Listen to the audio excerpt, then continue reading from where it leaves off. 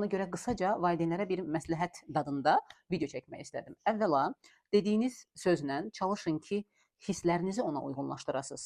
Yəni sadəcə sözdə qalmasın bu. Əgər nəticə nə olur olsun, biz sənin yanındayıq deyirsənsə, ki, demirsənsə də mütləq bunu deməlisən, buna əməl et. Yəni davranışında da bunu göstərməyə çalış. Doğrudan da, çünki bu onun həyatıdır. Bu məsuliyyəti öz üzərinə o götürməlidir. İkincisi, sevgi ilə performansı ayırın.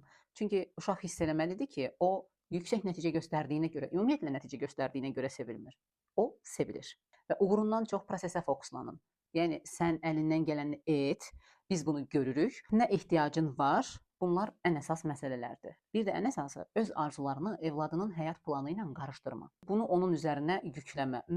Məndə olmayıb, onda olsun deyə dərindən düşünüb bütün hisslərinlə ona yükləyəndə bu 2 qat olur. Birincisi evladın üçün narahatlıq olur burada. İkincisi özünün reallaşmamış arzularının reallaşmağı gözləntisi ilə keçirdiyin bir narahatlıq olmuş olur.